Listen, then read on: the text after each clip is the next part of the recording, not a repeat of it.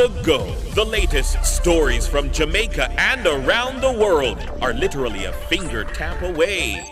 Keep up to date with Teen Revolution 24 hours a day online via nationwideradiojm.com. Listen live, read the latest stories, hear every soundbite. Be a part of the vibrant online debate via Facebook and Twitter. Now you can get all your favorite premium nationwide content at your convenience. Visit the Android Play. Ready to tackle that building project? Start right. Start here at H&L Rapid True Value for building supplies. The time by H&L Rapid True Value is nationwide time 5 o'clock. Interex Distributors presents the ultimate tile clearance sale. Transform your space for less. Dunrobin Plaza, 30 Dunrobin Avenue. The temperature by Interex Distributors is 30 degrees Celsius in Kingston, 28 out west in Montego Bay. News at 5 teasers are brought to you by Advanced Scales and Equipment. Service is our total commitment. From the Nationwide News Network, comprehensive, incisive, tough. This is Nationwide at 5. Good afternoon, I'm Roby Ann Williams. And I'm Mahiri Stewart. In Nationwide News at this hour, the University Hospital of the West Indies owes the government over $40 billion in taxes. The amount owing to TAJ and other agencies is in excess of $40 billion. 40 billion? That is correct. Governments to apply tiered approach to fuel prices in order to manage the steady increase in the commodity. A tiered approach is being implemented, which will see petroleum prices being more closely aligned to global price movements. Jamaica Employers Federation welcomes the government's suggestion to resume work from home arrangements due to rising fuel prices. Study finds that Jamaica ranks low in terms of digital penetration in its economic systems. Jeffrey and Javi remanded as police continue probe into Big Wall Revolution soca party shooting incident. In news from the rest of the world, Antigua and Barbuda diplomat urges CARICOM Secretary General to consider resigning. Iran threatens to disrupt Gulf trade in response to U.S. naval blockade. In sports, a global superstar makes return to national track and field team for the first time in 4 years. And later in our broadcast, in our cover story at 5:35, Energy Minister Darrell Vaz says if the rising fuel prices persist up to June this year, due to the ongoing conflict in the Middle East, it could cost the government $11.8 billion. The government of Jamaica cannot stomach $11.8 billion. And anybody who tell you any different, rubbish. Minister Vaz will join us. In the nation's business at 6:25, Energy Minister Darrell Vaz says Jamaicans could see a resumption of work-from-home arrangements amidst rising fuel prices. We'll get reactions from President of the JCTU, St. Patrice Ennis, President of UCASE, Vincent Morrison, and JALGA's General Secretary, Helene Davis-White. Taking you around the world at 6:45, French MPs have introduced a bill aimed at removing the statute of limitations for crimes against children. You'll hear more. At 7, it's the comments section with Shalois Michael and Mahiri Stewart. This evening, they're asking, amid rising fuel prices, would you welcome work-from-home measures? Give us your comments by logging on to our Facebook page, Nationwide News Network, and by tweeting us at Nationwide Radio. You can also message us on WhatsApp at 876-285-5693 and leave your comments on Instagram at Nationwide90FM. And at 8, it's Boyatings After Dark with Kareem Boyatings Weathers. All these and more as we take you home on air on your mobile, Nationwide 90FM, RevoNews.ai, and on Revo News app. It's available on Google Play and the App Store. This Wednesday afternoon, it's Wednesday, April 15, 2026.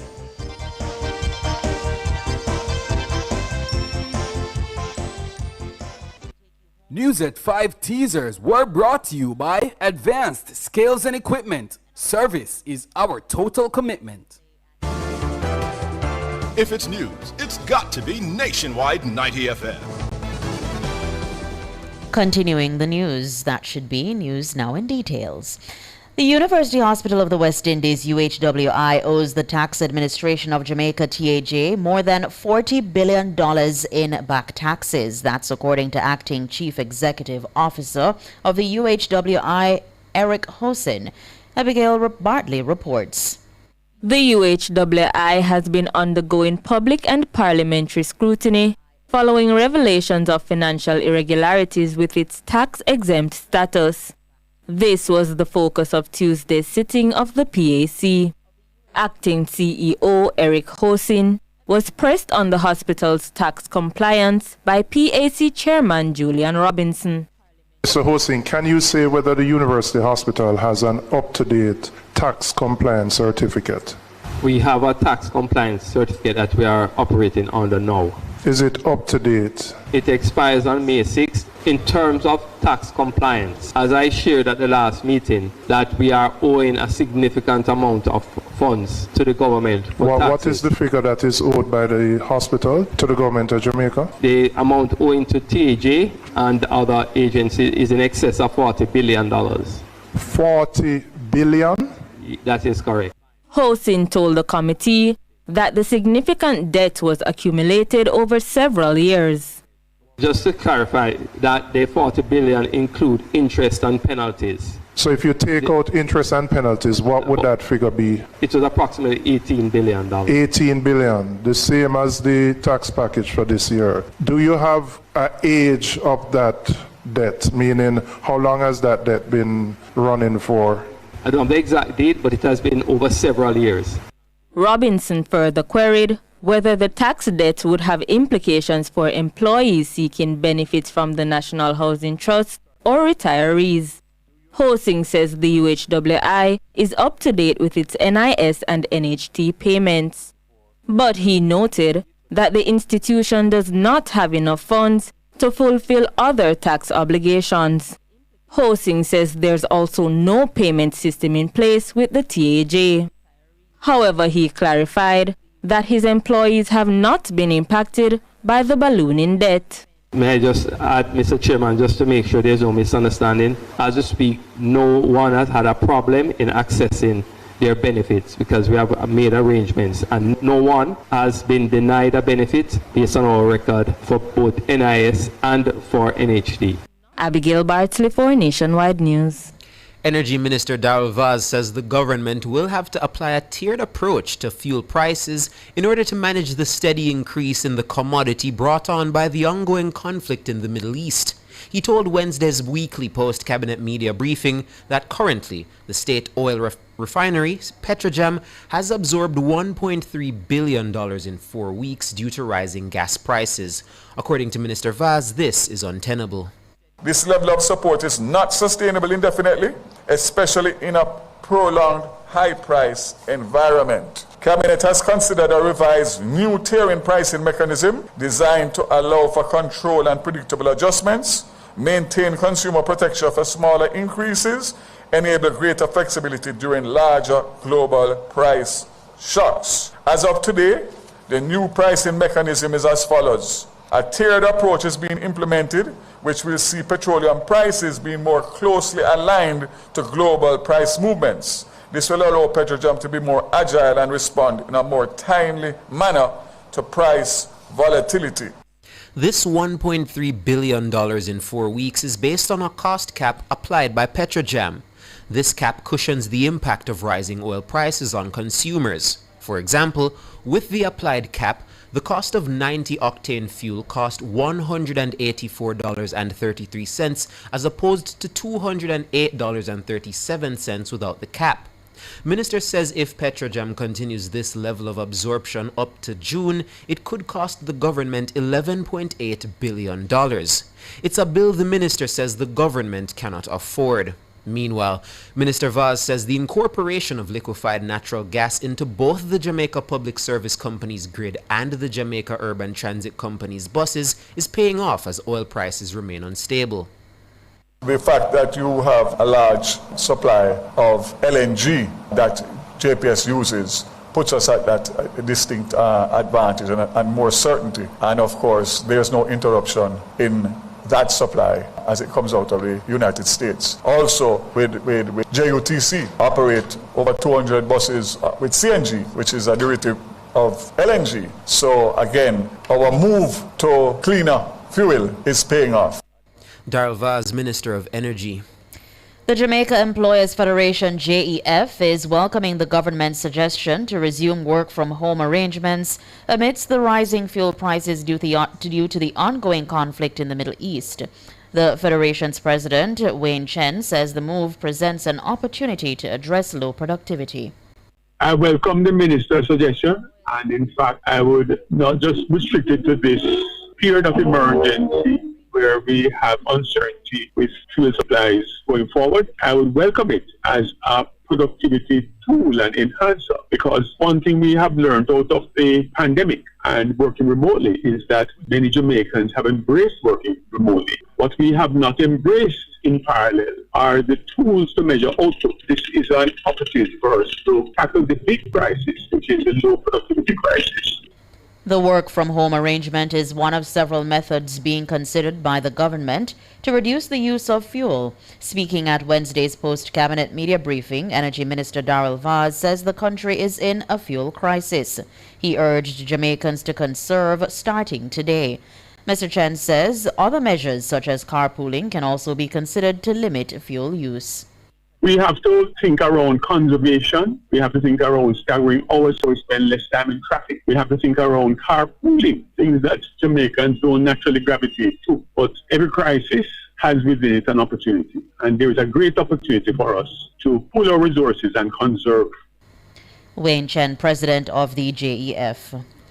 Jamaica ranks low in terms of digital penetration in its economic systems. That's according to a study conducted by the CARD Group covering countries in Latin America and the Caribbean region.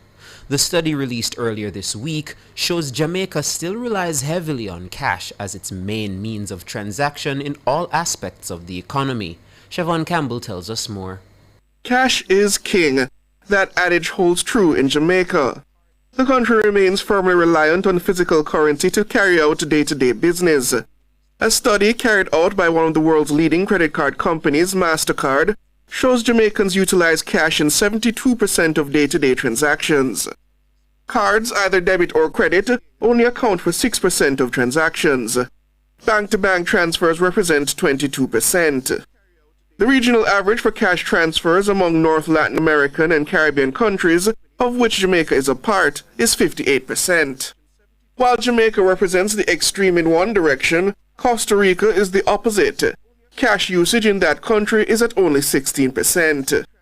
Jamaica also ranks fairly low in terms of point-of-sale terminal penetration, with only 11 existing per 1,000 inhabitants. That compares to 47 in Mexico. Similarly, merchants with POS machines represent only 8% of the total. That's compared to 35% in the Bahamas and 27% in Costa Rica. MasterCard says this lack of digital penetration among payment systems burdens merchants with manual processes, hidden costs, and declining competitiveness. Siobhan Campbell for Nationwide News. Podcaster Jeffrey and music producer Javi remain in police custody as investigators continue their probe into Sunday's shooting incident at the Big Wall Revolution Soca Party in St. Andrew. Head of the Area 4 Police ACP Michael Phipps provided the update to our news center. Regarding the shooting matter at the Ronnie Williams Entertainment Center, we are continuing our investigations, and both men taken into custody earlier have been remanded to allow for more time to complete some aspects of our investigation, which will help us to determine exactly what may have transpired and, of course, to assist us in determining the next course of action. Jeffrey, whose given name is J.D. Richards, and Javi, whose given name is Javel Morrison, appeared before the Kingston and St. Andrew Parish Court on Wednesday. The police went to court to obtain an order extending their detention. Javi is the producer of dancehall artist 450. It's reported that Jeffrey was attacked at the party by a group of men, including Javi, while he was leaving the restroom at the event. According to the police, the physical altercation escalated and gunshots were fired. When the shooting subsided, 3 men were found suffering from gunshot wounds. One was a bystander. ACP Phipps says forensic analysis of the firearms used in the shooting are also ongoing.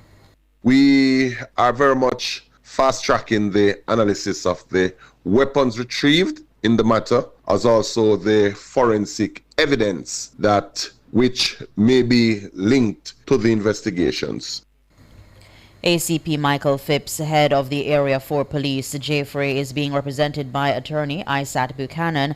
Javi is represented by a legal team led by King's Counsel Peter Champagny. The Jamaica Customs Agency, JCA, says it's resumed operations earlier on Wednesday following a bomb threat against its Kingston headquarters. The JCA says the police were alerted and the building evacuated. After a search was conducted, the premises were deemed safe to reoccupy. Customs says it has resumed all normal operations. You're listening to Nationwide News at 5. More news after these.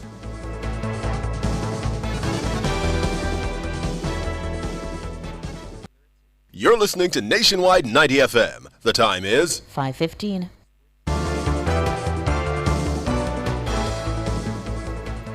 Continuing the news, administrative and technical staff at the University of the West Indies UWI Mona campus staged another day of protest on Wednesday, citing continued delays in salary increases and a lack of clear communication from both their union and the university's management. The workers say since taking a protest action on Monday, they have received no satisfactory explanation regarding the delay. According to the staff, the only response so far has been a memo from the university asking for patience, noting that the institution is still awaiting feedback from the Ministry of Finance. But the protesters say this response is not reassuring, as they have been hearing similar assurances for an extended period. They also report receiving correspondence from their union indicating that it too is awaiting a response from the government. Frustrated by the ongoing uncertainty, the workers are warning that if the matter is not addressed, they'll consider taking more drastic action. Meanwhile, campus registrar Dr. Donovan Stanberry has previously indicated that the university has been in discussions with the unions regarding the compensation review. Dr. Stanberry says a response from the Ministry of Finance is expected in short order. The National Solid Waste Management Authority, NSWMA, to date has spent in excess of $2.2 billion on Hurricane Melissa cleanup. The NSWMA's Managing Director, Audley Gordon, says the sum was spent pre- and post-Melissa as part of a report to Wednesday's sitting of Parliament's Infrastructure and Physical Development Committee. The first phase of the debris management saw us spending $500 million. Again, we have to give thanks to the government for the decisive approach they took to ensure that we were budgetarily supported for this exercise, because there's no way we could have even embarked on this enormous task without the government coming in and pumping in the resources necessary from a financial perspective. You'll remember that Melissa was the back end of October, and by the time we get around to Christmas, we have exhausted the $500,000, and the government quickly pumped in another $1 billion for debris management, and that is what carried us to this point where we are now. The bulk of the over $2 billion was spent on Phase 1 and 2 of the NSWMA's debris management program. $470 million was spent on Phase 1 and $770 million on Phase 2. Another significant portion was spent on equipment.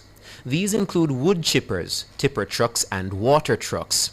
While accepting that the task is far from over, Mr. Gordon says significant progress has been made in terms of cleanup.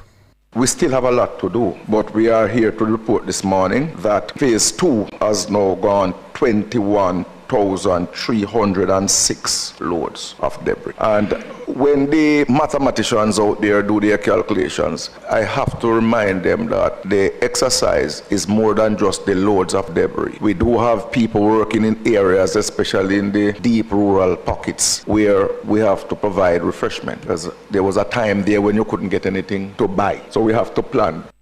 Audley Gordon, Managing Director of the NSWMA.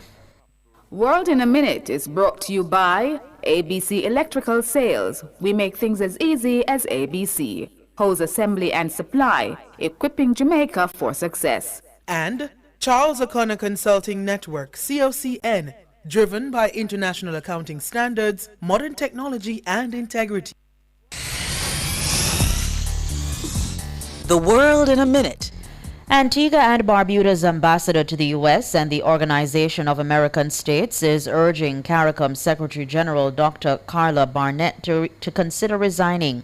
This amid ongoing controversy within the regional bloc surrounding her reappointment.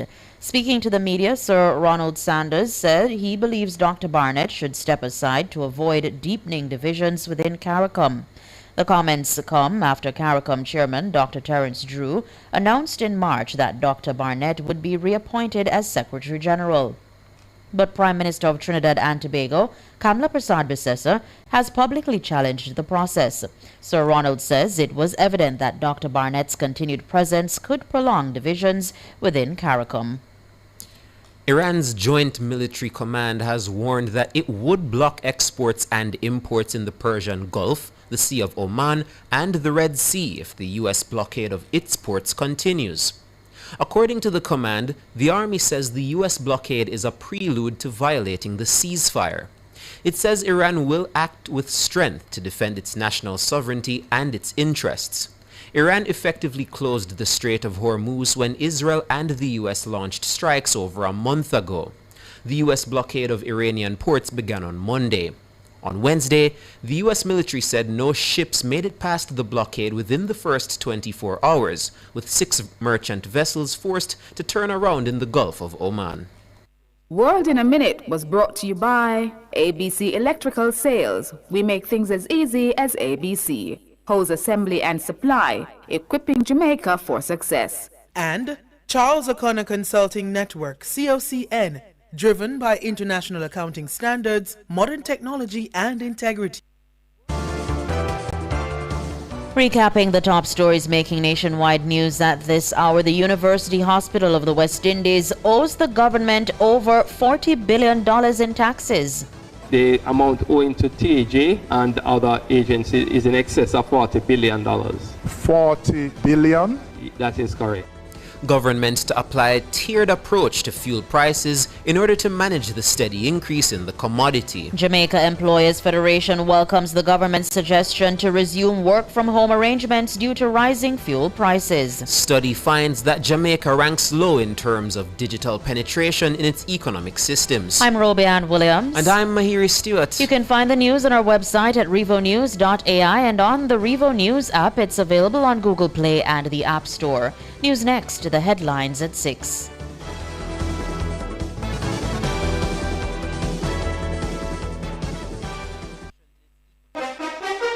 Get ready for something special. St. Andrew Technical High School, STATS, celebrates their 65th anniversary with a fair and open day under the theme Healthy 65th, Reshaping Our Health Together.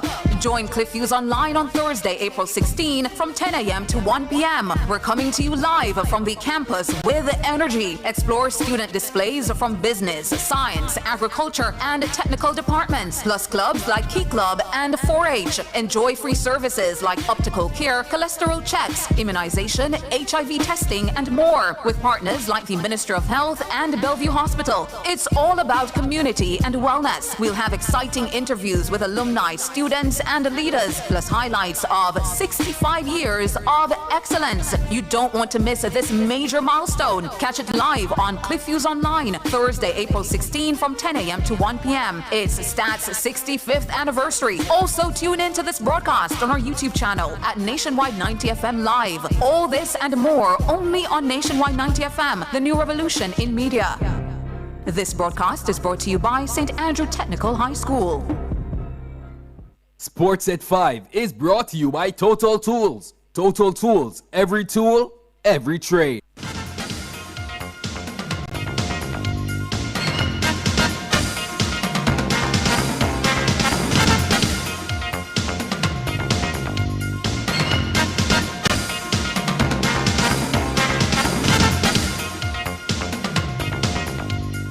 Hello, good afternoon, and welcome to Sports here on Nationwide 90 FM. We start with a piece of news that will thrill your heart if you're a cricket fan, because the Jamaica Scorpions, they're en route to a massive, massive victory in the West Indies 4-day championships over there at Shedwin Park in St. Catherine, while we made our way to the studios, the Jamaica Scorpions were like 8 runs away from winning the game. They were set to 324 in just about 2 sessions in the quarter.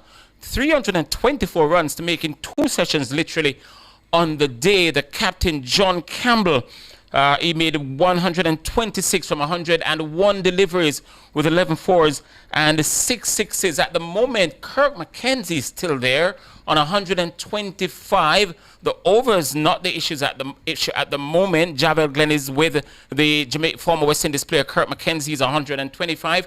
The Jamaicans were 8 runs away from winning the game, and we'll keep you abreast. Alric Swaby, I'm sure, is monitoring, and he'll be giving me the final score as it becomes available, which should be not too far from now. And earlier, the Pride resumed on 255 for 5. They went on to declare their second innings on 317 for 8. Kevin Wickham was their star man. He was unbeaten on 108. Shane Mosley weighed in with 65. Shamar Springer 54, and the captain Craig Brathwaite 44. There were wickets for Marquino Minley. He bagged a 3, and 2 apiece went to Pete Salmon and Abijay Mansingh. And over at the Sir Vivian Richards Stadium, the Guyana Harpy Eagles, they resumed on 38 for 1, and they needed a further 138 to beat the Windward Islands Volcanoes. Well, they managed to do so, and they won that game by 4 wickets over there in Antigua at the Sir Vivian Richards Stadium. The Harpy Eagles really batted well today and went on to win that game in the end quite easily. So we're waiting on that outcome in the Scorpions versus the Barbados Pride game over at Shedden Park, where on the final day the Barbados Pride team set the Jamaicans 324 to win. All right, let's move on with another piece of cricket news, another good piece of cricket news, because cricket is poised for a major boost across the Americas as Cricket West Indies and NCL Canada Incorporated move closer to finalizing a strategic partnership aimed at expanding the global T20 tournament. Alric Swaby has more. Under the proposed agreement, Cricket West Indies would take an ownership stake in the Global T20 Canada and acquire its own franchise, marking a significant step towards strengthening the sport's commercial and competitive presence in both North America and the Caribbean. Plans also include integrating a high-performance pathway through the upcoming CWI High Performance Center in Antigua, offering Canadian players elite training and development opportunities within the league's structure. Chairman of NCL GT T20 Canada, Arun Agarwal, highlighted Canada's growing cricket market driven by immigrant communities and rising youth participation, calling it the sport's next great frontier. Meanwhile, discussions are underway to allow Canadian teams to participate in future CWI tournaments, further deepening regional ties. CWI President Dr. Kishore Shallow says the partnership represents a bold step toward unifying and elevating cricket across borders. Alric Swaby reporting for Nationwide Sports. Thank you very much, Alric. And we can now tell you that the Jamaica Scorpions, they've won the game by 7 wickets, 326 for 3. Kirk McKenzie unbeaten. He was 125 when we were making our way to the studio. So congratulations are in order to the Jamaica Scorpions winning that game by 7 wickets. Some athletics news now. Elaine Thompson-Hero has been selected to a Jamaica national team for the first time in 4 years. The 33-year-old who won back-to-back Olympic double sprint gold in Rio de Janeiro and in Tokyo was named among a 32-member squad for the 8th World Relays in Gaborone, Botswana, May 2 to 3. Now, Thompson-Hero last represented Jamaica at the Commonwealth Games in Birmingham in 2022, where she won the 100 meters. The same year, she participated at the Eugene World Championships. Joining Thompson-Hero is a pool of 9 women for the 4x100s are the Clayton sisters, Tia and Tina, Brianna Williams, Sherika Jackson, and Janelle Smith. World Championship medalist Rochelle Clayton is also back in the fold after injury and is among 6 named for the women's 4x400 meters. The 17-member men's squad is led by world and Olympic 100-meter silver medalist Kishane Thompson, who is in the sprint relay pool with world champion Seville, Hakeem Blake, Kadrian Golson, and Rashid Foster. Former world champion Antonio Watson is among 8 named in the 4x400 meters pool with Rashawn Clark, Javon Powell, and Taj Marquez White. Jamaica will have teams in both sprint relays, male and female 4x400, and the mixed 4x1 and 4x400 meters. The team is scheduled to depart the island April 27 and to return on May 4. Judith Hewitt is team leader. Maurice Wilson is the technical leader.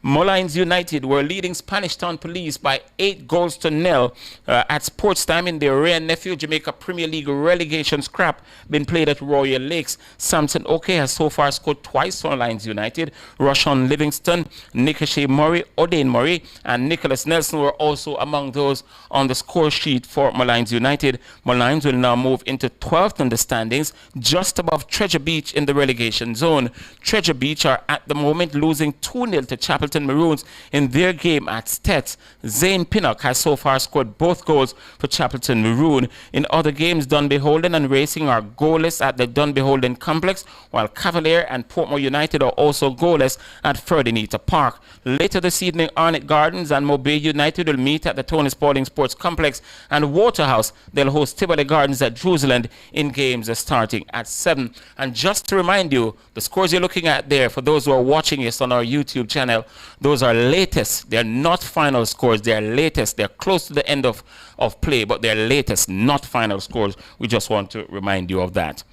And finally in sports at this time, many-time champions Bayern Munich and English Premier League leaders Arsenal, they wrapped up the last 2 semi-final tickets to the semi-finals of the European Champions League on Wednesday. Munich outlasted the record champions Real Madrid in a classic at the Allianz. They won by 4-3 on the night and to advance 6-4 on aggregate. Luis Diaz and the outstanding Frenchman Michael Olise came up big in the last 3 minutes of the game to secure the semi-final ticket for the Bavarians.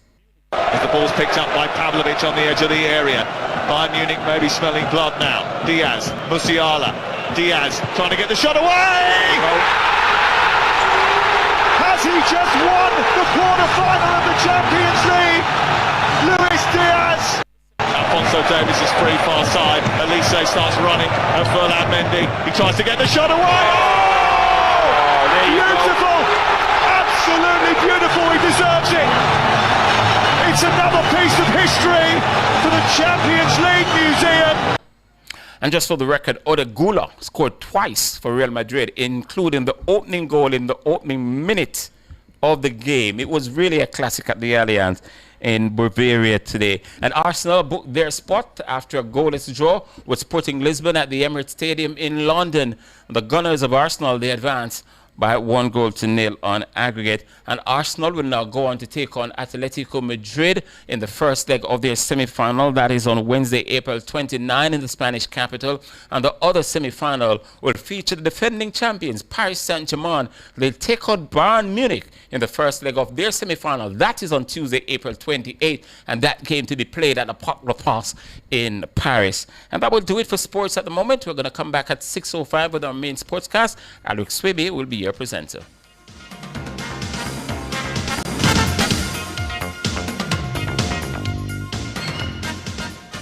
Sports at 5 was brought to you by Total Tools. Total Tools, every tool, every trade. For all your custom framing, printing, graphic design, and purchase of art, Make It Frame Art Jamaica Limited, serving you for over 40 years. The time by Frame Art Jamaica is 5:33. Upgrade your drive with Hyundai and Scotiabank. 4.99% interest, 0 fees, and 1-year insurance free. Choose from the Hyundai Venue, Palisade, Tucson, or Creta. Visit Kingston or Montego Bay showrooms. The temperature by Hyundai is 28 degrees Celsius in Kingston and Montego Bay. Every great project starts at Creative Building Finishes, Jamaica's only choice for the best tiles, best bathrooms, and best kitchens. Whether you're designing, building, renovating, or selecting materials for your next project, we offer exceptional quality, standout designs, and expert guidance you can trust. Visit our showroom in Kingston or Traxall, or explore our full range online at www.creativebuildingfinishes.com. Creative Building Finishes, your beautiful finish begins here.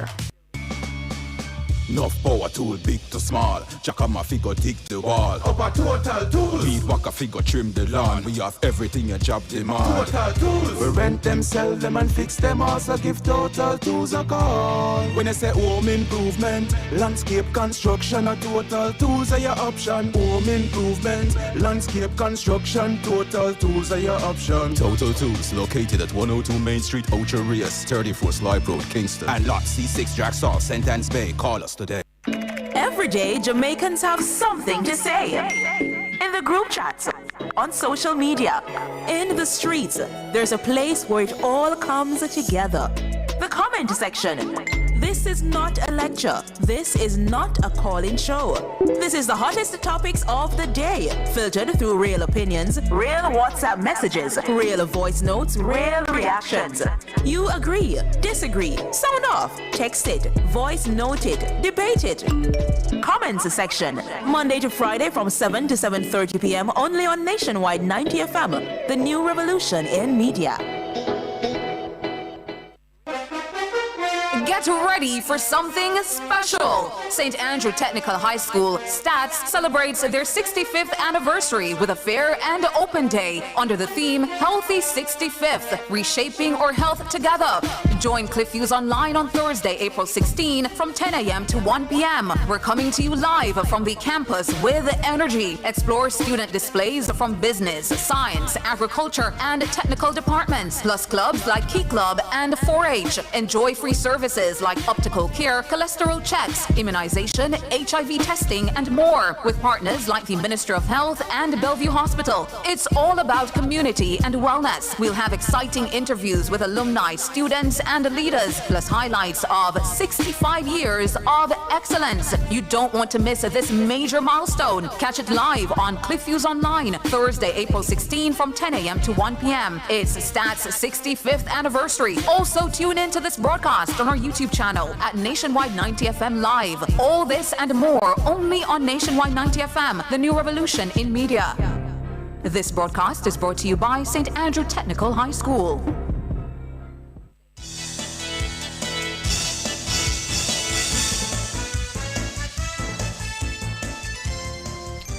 Good afternoon, listeners, viewers. A pleasant good afternoon to you. It is 5:36. It's time for the cover story, and I'm your host today, Siobhan Campbell. And unfortunately, in the news, more Middle Eastern energy woes. Jamaica could see a resumption of work-from-home arrangements amidst rising fuel prices due to the ongoing conflict in the Middle East. It's one of the conservation methods being considered by Energy Minister Daryl Vaz as the impact of the crisis begins to be felt. He was speaking at the weekly post-cabinet press briefing in St. Andrew on Wednesday.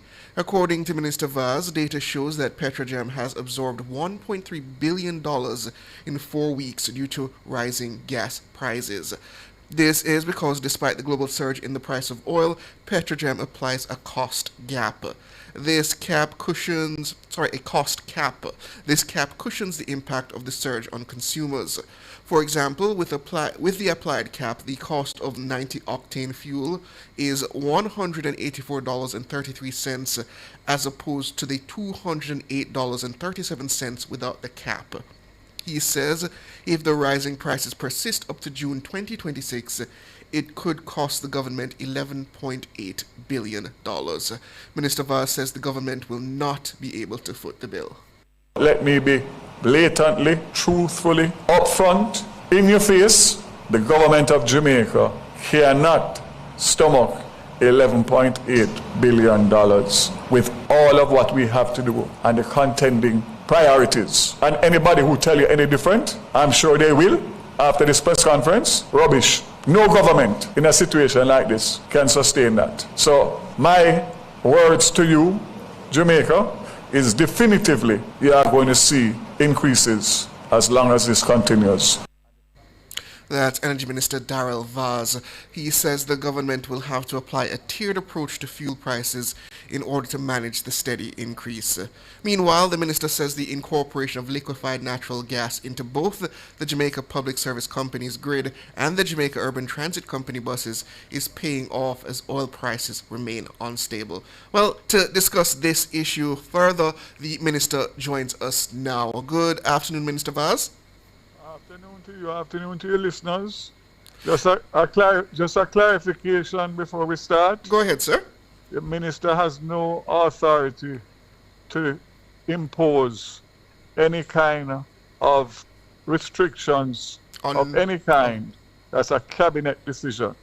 And what I indicated today is if this continues the way it is going, then the cabinet will have to look at possible ways of reducing the fuel usage in Jamaica. Fair enough. I've seen all sorts of reports about COVID and this and that and the other. That is all speculatory. Fair enough, and Minister. Restriction of movements. What I can say is I drove to work this morning, and the level of traffic that I contended with to get to work, yes, if this continues, then something has to give. Fair enough, Minister. But I mean, I'll start there, Minister. I wanted to bring this up later, but since you brought it up, when you complain about the level of traffic on the road due to the cars and such, isn't that almost a admitted failure of the transport system itself? Because people rely on their private means of transport because they don't or are just not capable of relying on the actual public transport system we have in place. That is true to a point. I mean, there's been huge gains and successes over the last few years in terms of JUTC bus routes out of town and all of that. But the fact of the matter is that you have to have a reliable public transport system in order for persons to utilize that as an option. Precisely. There's no two ways about that. And Minister, a lot of Jamaicans are nervous, as it can be well understood under the circumstances with fuel prices creeping up and now this announcement from you that it simply is not sustainable, which is a fair point made by you. But what are the actual solutions being put forward at the cabinet level? I don't know how much you can speak to them in terms of cushioning this potential impact to Jamaicans, if it is possible to cushion that impact. Okay, so I invited Petrojam to come to cabinet yesterday to make a presentation, because what I wanted to make sure is that the cabinet was aware of the level of subsidies that were taking place. So we did discuss it, and coming out of that is why I went to PostCap today to indicate very simply that the $4.50 per litre cap, which is what the pricing committee of Petrojam has had in place for years, in normal times cannot continue. We have covered our 1.3 to 1.4 billion dollars since the war started. Yes. We did some projections, and if we were to go all the way to end of May, June, as is now, without any change, then you'll be talking about close to $70 million US, $11 billion, which is 2/3 of the package that was tabled in Parliament for this year's budget. So that's why I made the point that no matter what anybody says, I am coming very clean, open, transparent, and telling Jamaica up front, not at the end, that we are not able to sustain that, and therefore the pricing mechanism in terms of the cap will have to change, and we'll have to put in a tiered mechanism depending on the level of increase on a weekly basis. And please, go into some more detail. What does a tiered approach to the pricing mechanism look like?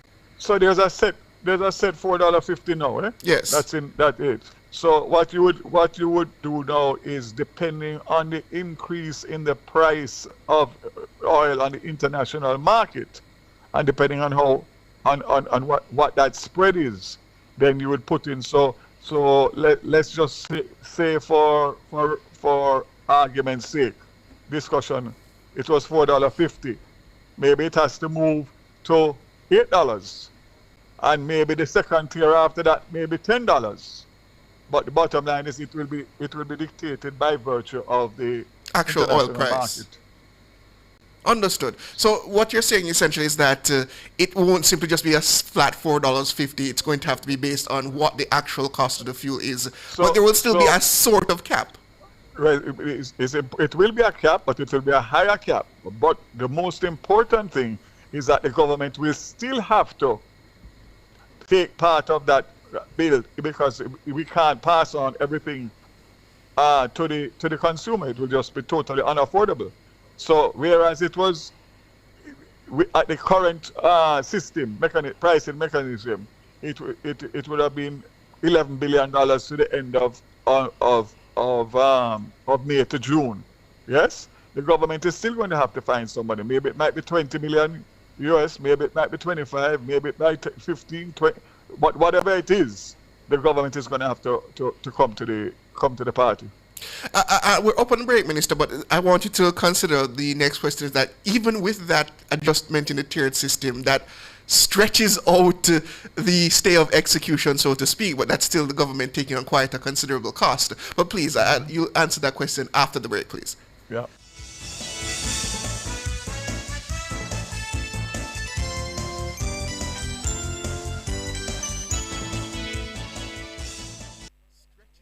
Visit Marshall's Pharmacy, Greater Portmore, for all your prescription needs, gifts, personal care, household, and stationery items.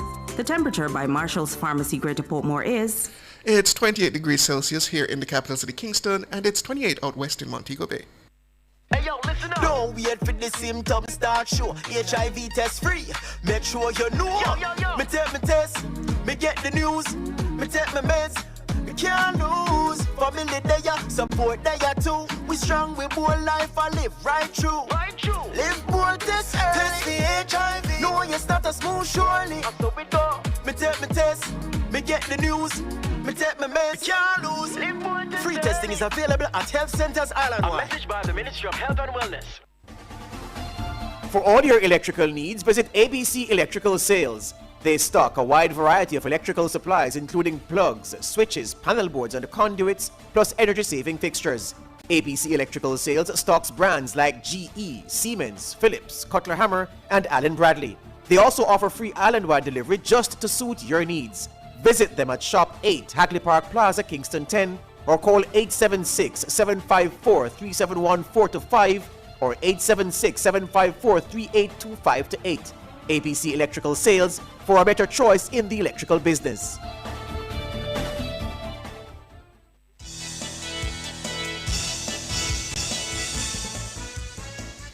Welcome back, listeners, viewers. We're talking rising fuel prices with the Energy Minister, that's Darrell Vaz. So, Minister, we were talking about the tiered approach, and while I appreciate where the government is coming from, that cap will essentially be adjusted upward based on the actual movement in global oil prices.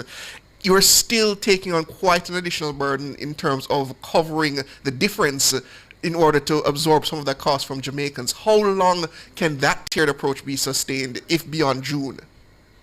You know, that's a $1 million question, Siobhan. The truth is that the situation is so fluid now, and there's so much uncertainty that we are just basically planning ahead for a very short term, because the fact is that we can't go further than that. What we do know is what I said earlier, that if everything remained as is, it would be a 70 million US deficit by the end of May into June, which, as I said before, is totally unsustainable, and therefore we have put in a tier system, and we'll have to continue to monitor it and to almost on a weekly basis now, because the costings, the committee, the pricing committee from Petrojam meets every Wednesday morning.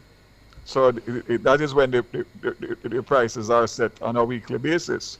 And now we'll have to go to a weekly basis and then project, depending on what's happening in the international space. but it's a very, very, very, very serious and very scary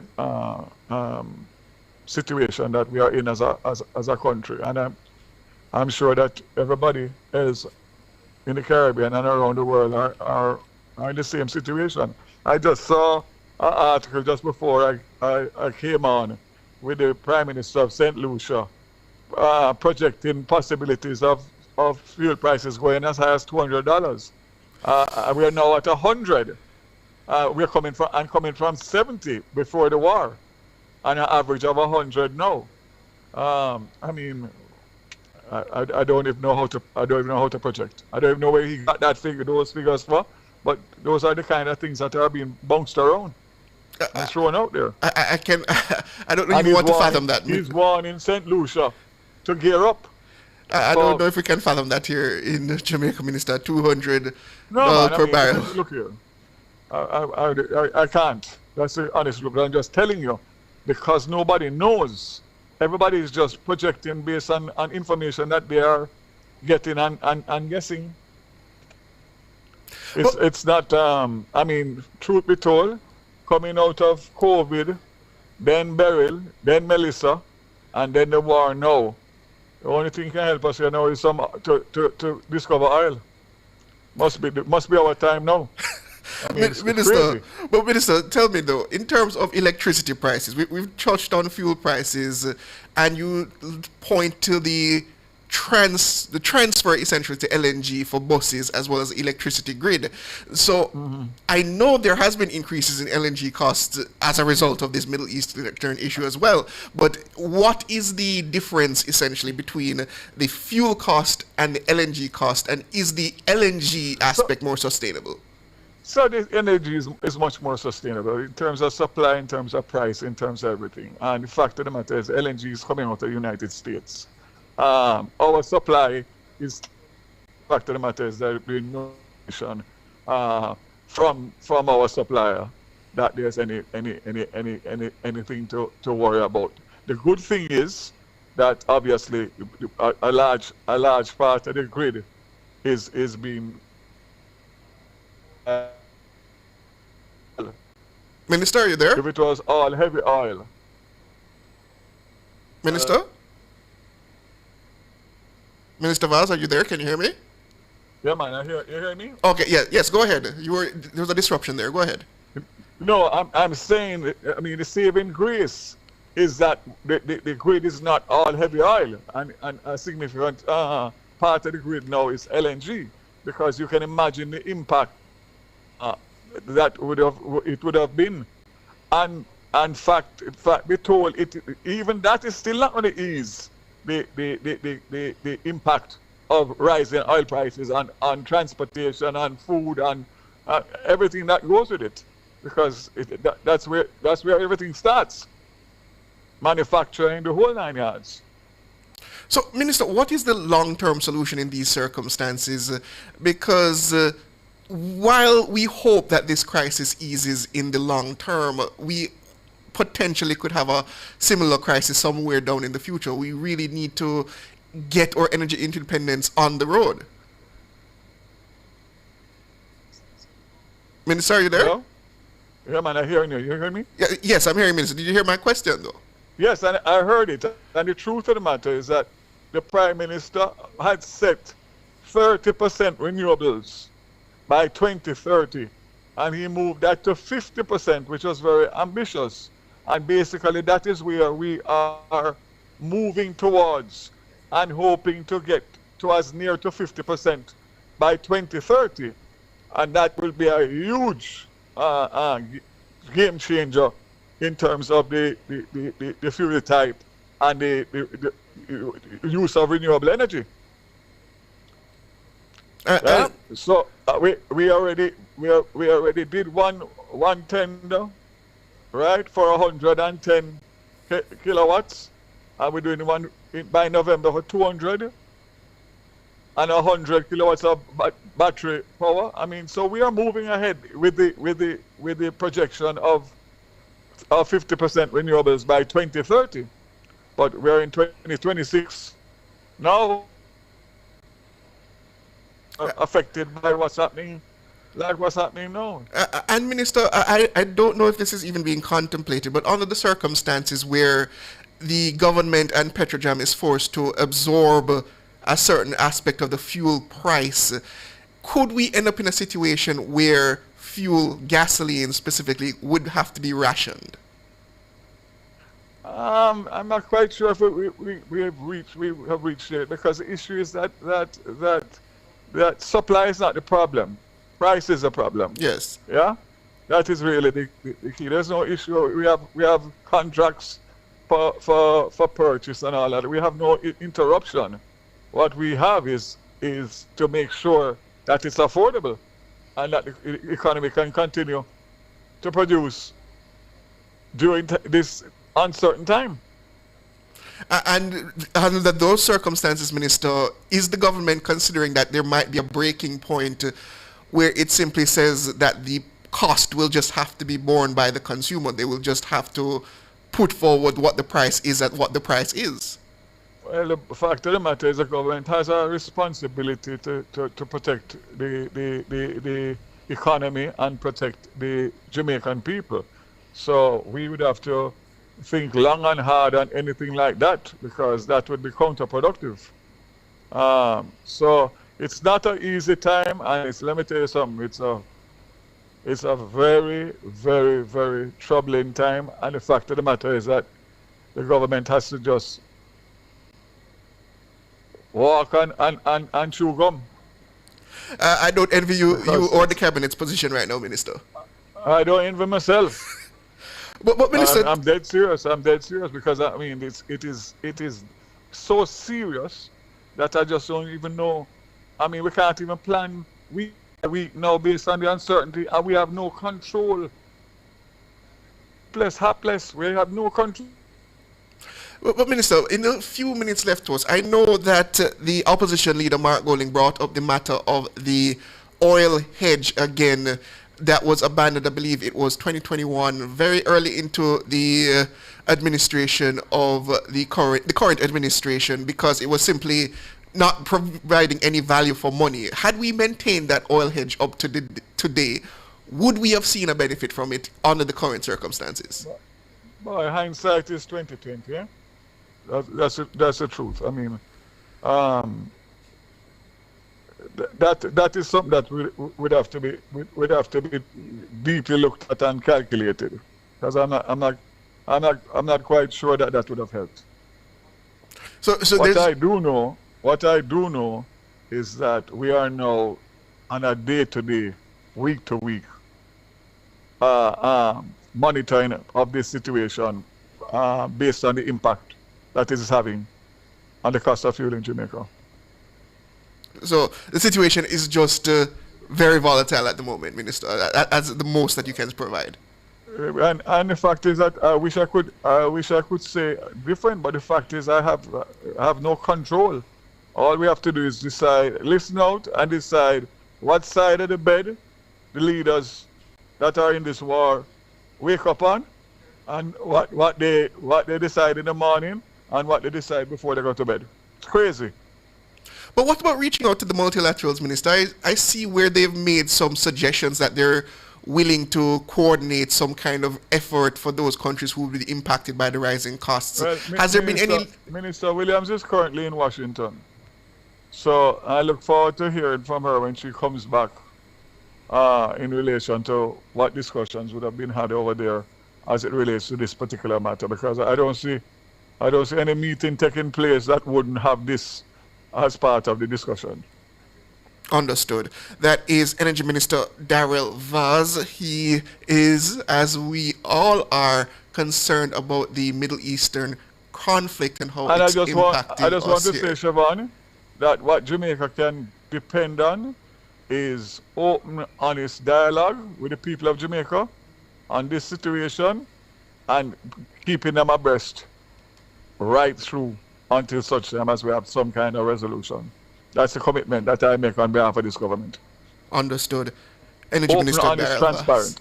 Understood. Thank you, Minister, for your time. It's really appreciated. All the best, and keep praying. Stay with us, listeners. Up next are the headlines at 6, and then we come back here at 6:25 for the nation's business.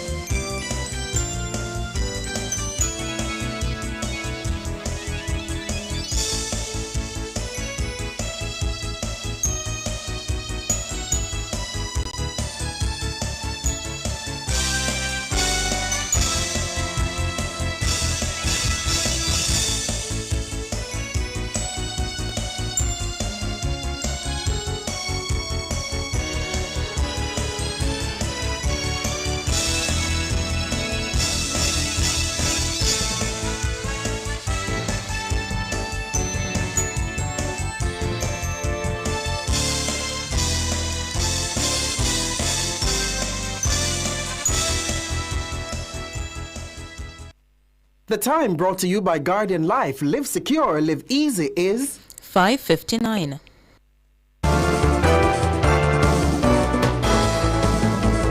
Nationwide headlines at 6.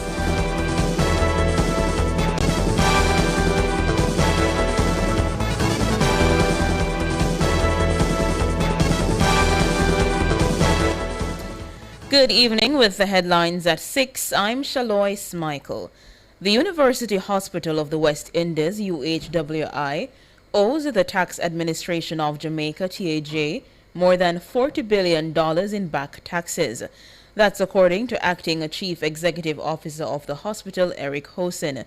He was pressed on the hospital's tax compliance by PAC Chairman Julian Robinson.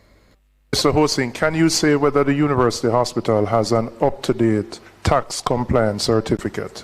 We have a tax compliance certificate that we are operating under now. Is it up to date? It expires on May 6th. In terms of tax compliance, as I shared at the last meeting, that we are owing a significant amount of funds to the government for taxes. What is the figure that is owed by the hospital to the government of Jamaica? The amount owing to TAJ and other agencies is in excess of $40 billion. 40 billion? That is correct. Hossein told the committee that the significant debt was accumulated over several years. Just to clarify, that the 40 billion include interest and penalties. So if you take out interest and penalties, what would that figure be? It was approximately $18 billion. 18 billion, the same as the tax package for this year. Do you have an age of that debt, meaning how long has that debt been running for? I don't have the exact date, but it has been over several years. Eric Hosen, acting CEO of the UHWI, and before him, Julian Robinson, PAC chairman. Energy Minister Darrell Vaz says the government is implementing a tiered approach to fuel price increases. This in order to manage the steady increase in the commodity brought on by the ongoing conflict in the Middle East. He told Wednesday's post-cabinet media briefing that Petrojam has absorbed $1.3 billion in 4 weeks due to rising gas prices. According to Minister Vaz, this is untenable. This level of support is not sustainable indefinitely, especially in a prolonged high-price environment. Cabinet has considered a revised new tiering pricing mechanism designed to allow for control and predictable adjustments, maintain consumer protection for smaller increases, enable greater flexibility during larger global price shocks. As of today, the new pricing mechanism is as follows. A tiered approach is being implemented, which will see petroleum prices being more closely aligned to global price movements. This will allow Petrojam to be more agile and respond in a more timely manner to price volatility. This $1.3 billion in 4 weeks is based on a cost cap applied by Petrojam. This cap cushions the impact of rising oil prices on consumers. Meanwhile, Minister Vaz says the incorporation of liquefied natural gas into both the Jamaica Public Service Company's grid and the Jamaica Urban Transit Company buses is paying off as oil prices remain unstable. The fact that you have a large supply of LNG that JPS uses puts us at that distinct advantage and more certainty. And of course, there's no interruption in that supply as it comes out of the United States. Also, with JUTC, operate over 200 buses with CNG, which is a derivative of LNG. So again, our move to cleaner fuel is paying off. Darla Vaz, Minister of Energy. The Jamaica Employers Federation, JEF, is welcoming the government's suggestion to resume work-from-home arrangements amidst the rising fuel prices due to the ongoing conflict in the Middle East. Wayne Chen is the president of the JEF. I welcome the minister's suggestion, and in fact, I would not just restrict it to this period of emergency where we have uncertainty with fuel supplies going forward. I would welcome it as a productivity tool and enhancer, because one thing we have learned out of the pandemic and working remotely is that many Jamaicans have embraced working remotely. What we have not embraced in parallel are the tools to measure output. This is an opportunity for us to tackle the big crisis, which is the low productivity crisis. The work-from-home arrangement is one of several methods being considered by the government to reduce the use of fuel. Mr. Chen says other measures such as carpooling can also be considered. We have to think around conservation. We have to think around staggering hours so we spend less time in traffic. We have to think around carpooling, things that Jamaicans don't naturally gravitate to. But every crisis has within it an opportunity. And there is a great opportunity for us to pool our resources and conserve. That's Wayne Chen, president of the JEF. The National Solid Waste Management Authority, NSWMA, to date has spent in excess of $2.2 billion on Hurricane Melissa cleanup. The NSWMA's managing director, Audley Gordon, says the sum was spent pre- and post-Melissa as part of a report to Wednesday's sitting of Parliament's Infrastructure and Physical Development Committee. The first phase of the debris management saw us spending $500 million. Again, we have to give thanks to the government for the decisive approach they took to ensure that we were budgetarily supported for this exercise, because there's no way we could have even embarked on this enormous task without the government coming in and pumping in the resources necessary from a financial perspective. You'll remember that Melissa was the back end of October, and by the time we get around to Christmas, we have exhausted the $500,000, and the government quickly pumped in another $1 billion for debris management, and that is what carried us to this point where we are now. Audley Gordon, managing director of the NSWMA, the bulk of the over $2 billion was spent on Phase 1 and 2 of the NSWMA's debris management program. $470 million was spent on Phase 1 and $770 million on Phase 2. Another significant portion was spent on equipment. Those were the headlines at 6. I'm Shalois Michael. Sports is next.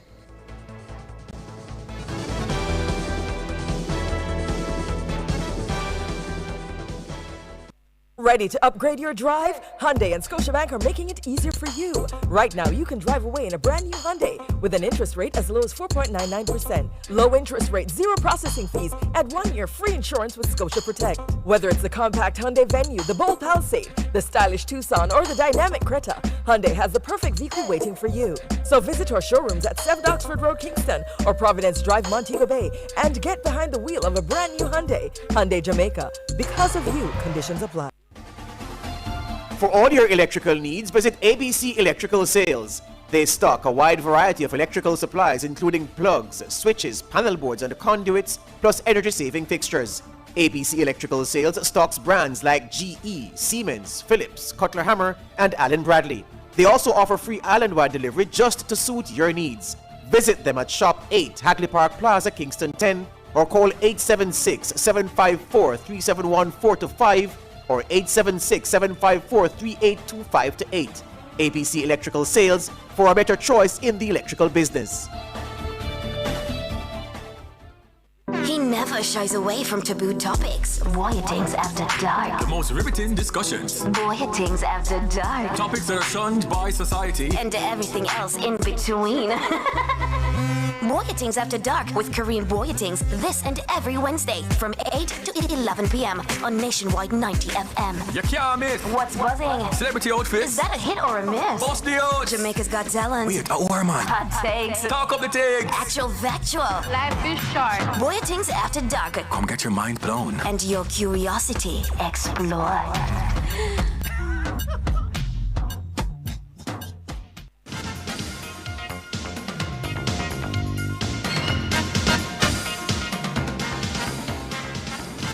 Good evening with your sports report. I am Alric Swaby. We bowl things off with some cricket as the Jamaica Scorpions produced a batting masterclass on Wednesday to beat the Barbados Pride by 7 wickets on the final day of their West Indies Championship encounter at Shedwin Park. The Scorpions were asked to get 324 in just a little over 2 sessions to win on the final day and achieve the target at 326 for 3. Kirk Mackenzie led the onslaught with an unbeaten 135, while his captain John Campbell carved out a polished 126. Both shared in an opening stand of 242. Earlier, the Pride, resuming on 255 for 5, declared their second innings of 317 for 8. Kevin Wickham made an unbeaten 108, while Shane Mosley made a 65, Shamar Springer 54, and Captain Craig Bathwaite 44. Markino Minley took 3 for 48, while Pete Salmon and Abhijayman Singh picked up 2 wickets each. Scores in the match: Barbados Pride 348 and 317 for 8 declared, Jamaica Scorpions 342 and 326 for 3. Meanwhile, at the Sir Vivian Richards Stadium, Guyana RP Eagles completed a 4-wicket win over the Windward Islands Volcanoes on the final day. Resuming on 38 for 1, needing a further 194 to win, the Harpy Eagles achieved their target at 233 for 6. Final scores: Windward Islands Volcanoes 286 and 209, Guyana Harpy Eagles 264 and 233. Now to track and field, as Elaine Thompson here has been selected to a Jamaica national team for the first time in 4 years. The 33-year-old, who won back-to-back Olympic double sprint gold in Rio de Janeiro and Tokyo, was named among a 32-member squad for the 8th World Relays in Gaborone, Botswana, May 2 to 3. Thompson last represented Jamaica at the Commonwealth Games in Birmingham in 2022, where she won the 100 meters. The same year, she participated at the Eugene World Championships. Joining Thompson here in a pool of 9 women for the 4x100 are the Clayton sisters, Tia and Tina, Brianna Williams, Sharika Jackson, and Janelle Smith. World Championship medalist Rochelle Clayton is also back in the fold after injury and is among 6 named for the women's 4x400 meters. In the 17-member men's squad is led by World and Olympic silver 100-meter silver medalist Kishane Thompson, who is in the sprint relay pool with world champion Oblique Seville, Akeem Blake, Kadrian Golson, and Rashid Foster. Former world champion Antonio Watson is among 8 named in the 4x400 meter pool with Rashawn Clark, Javon Glenn, and Taj Marquise White. Jamaica will have teams in both sprint relays, male and female 4x400 meters, and the mixed 4x100 meters and 4x400 meters relays. The team is scheduled to depart on April 27 and return on May 4. Judith Urot is a team leader, with Maurice Wilson the technical leader. Now to some football, as Malines United were leading Spanish Town Police by 9 goals to 0 at sports time in their rear-never Jamaica Premier League relegation scrap at Royal Lakes. Samson Oak scored twice for Malines, while Rashawn Livingston, Nikachi Murray, Odin Murray, and Nicholas Nelson were also on the scorecard. Malines are now up to 12 in the standings, just above Treasure Beach in the relegation zone. Treasure Beach were beaten 3-0 by Chapelton Maroons in their game at Steds. Zane Pinnock scored a brace for Chapelton Maroons, while Levon Williams also on target. In other games, Dunby Holding and Racing ended goalless at the Dunby Holding complex, while Cavalier and Portmore United also failed to score at Ferdinand Park. Later this evening, Arnett Gardens and Mobay United meet at Tony Spalding Complex, and Waterhouse hosts Tivoli at Jerusalem in games starting at 7 p.m. No many-time champions Bayern Munich and English Premier League leaders Arsenal wrapped up the last two semi-final spots in the European Champions League on Wednesday. Munich outlasted record champions Real Madrid in a classic at the Allianz, winning 4-3 on the night to advance 6-4 on aggregate. Luis Diaz and Michael Ollis came up big in the last 3 minutes of the game to secure the tie for the Bavarians. As the ball's picked up by Pavlovic on the edge of the area. Bayern Munich may be smelling blood now. Diaz, Musiala. Diaz trying to get the shot away! Has he just won the quarter-final of the Champions League? Luis Diaz! Alphonso Davies is free far side. Elise starts running at Ferland Mendy. He tries to get the shot away! Oh, beautiful! Absolutely beautiful. He deserves it. It's another piece of history for the Champions League Museum. Now, Arsenal booked their place after a 0-0 draw with Sporting Lisbon at the Emirates in London to advance 1-0. Arsenal will face Atletico Madrid in the semi-final first leg on Wednesday, April 29 in Madrid, while Bayern will face champions Paris Saint-Germain in their first leg tie on Tuesday, April 28 in Paris. And President of the Jamaica Football Federation, Michael Ricketts, explained that the team will be fully focused on winning the upcoming Unity Cup to salvage national pride following their disappointment in the recent FIFA World Cup qualifiers. To achieve what we did achieve last year and to go a little further. Last year we actually got into the finals. We played out in regulation time to a 12 draw with Nigeria and were beaten on penalty. The vibe around the stadium was at a premium, and I really think the players responded to the kind of support that they got from the stand. So we are really looking forward to the Unity Cup. I think our first game is on May 26th, and the last game, I think, May 31. So we're very excited at the prospects. We're hoping, like I say, to salvage some pride. The four-team tournament will feature Jamaica, Indian Heritage Team, Zimbabwe, and Nigeria from May 26 to 30 at the Charlton Athletic Stadium. According to Ricketts, based on the teams involved, the support for all games will be huge and very competitive. Give Jamaicans, in the absence of World Cup qualification, something to cheer and be smile about. The diaspora is very, very supportive of these kinds of ventures. I'm pretty certain they'll be coming out in their numbers. The teams are India, Zimbabwe, Nigeria, and Jamaica. I'm pretty certain that we'll have a bumper crowd at all of these games. So like I said, we're looking forward and hoping to get some good results. Michael Ricketts.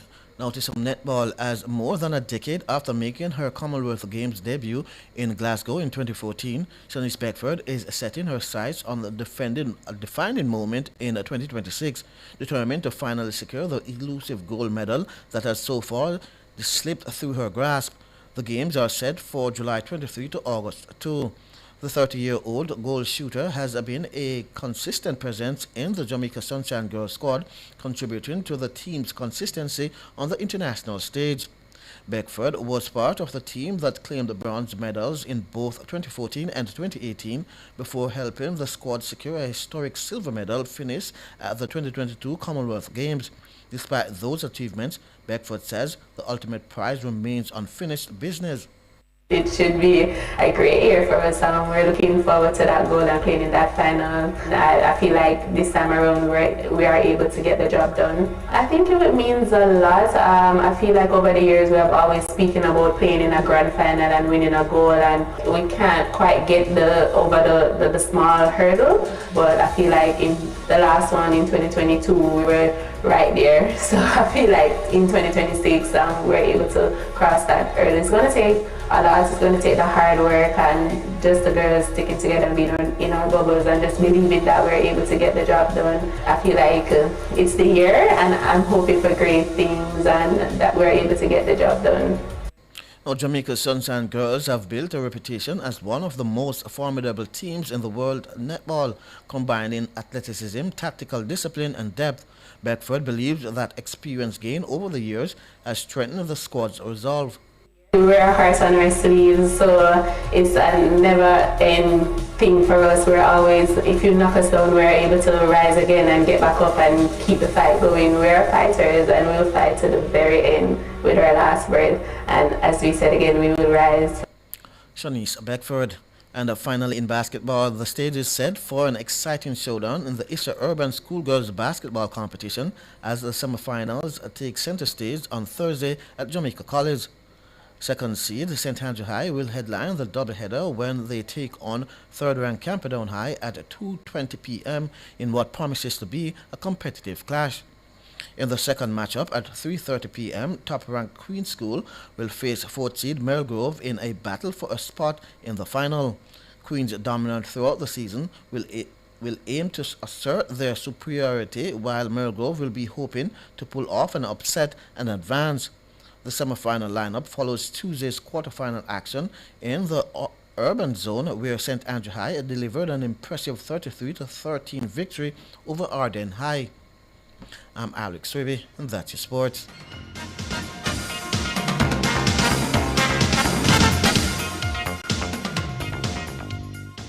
Sagicor Investments, leading the way to wealth as the #1 dealer in value traded on the Jamaica Stock Exchange. The time by Sagicor Investments is 6:19.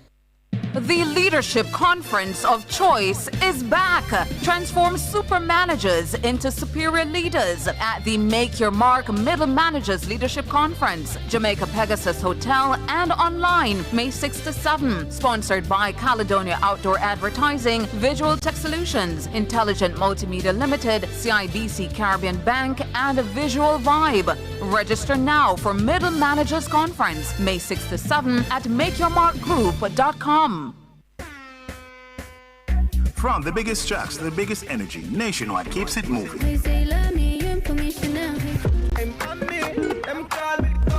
If you love the vibes, come and lock in with us for real.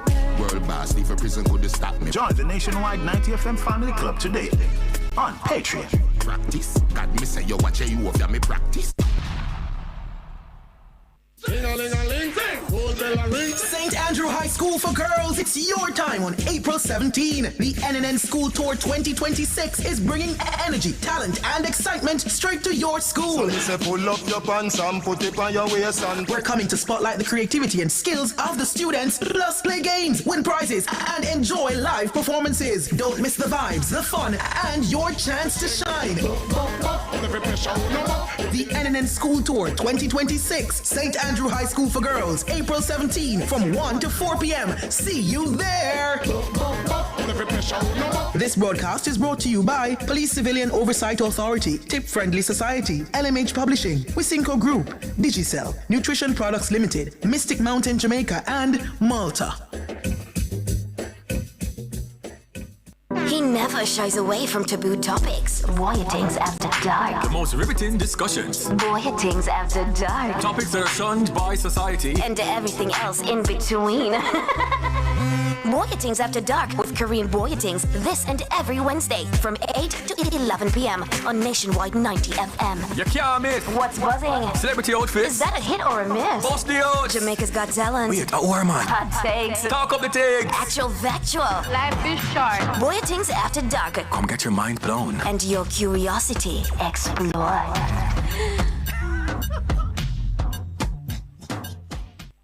Every day, Jamaicans have something to say. In the group chats, on social media, in the streets, there's a place where it all comes together. The comment section. This is not a lecture. This is not a call-in show. This is the hottest topics of the day, filtered through real opinions, real WhatsApp messages, real voice notes, real reactions. You agree, disagree, sound off, text it, voice note it, debate it. Comments section, Monday to Friday from 7 to 7:30 p.m. only on Nationwide 90 FM, the new revolution in media. Get ready for something special. St. Andrew Technical High School, STATS, celebrates their 65th anniversary with a fair and open day under the theme Healthy 65th, Reshaping Our Health Together.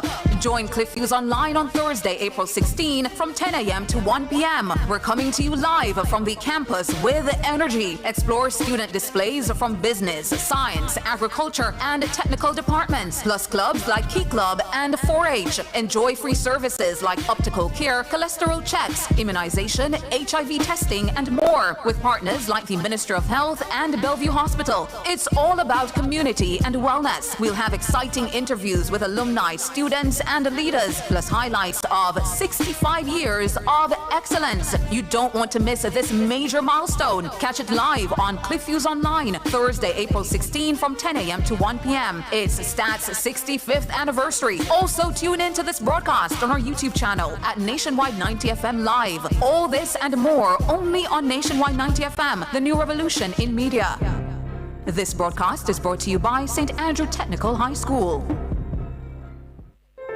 As we grow older, there are many challenges that we have to confront, but these years can represent the best in our lives. Coming of Age during Nationwide This Morning on Thursdays explores issues persons 50 and over confront. It also provides expert opinions on how we can improve the quality of our lives as we get older. That's Coming of Age, this and every Thursday during Nationwide This Morning at 6:51 a.m.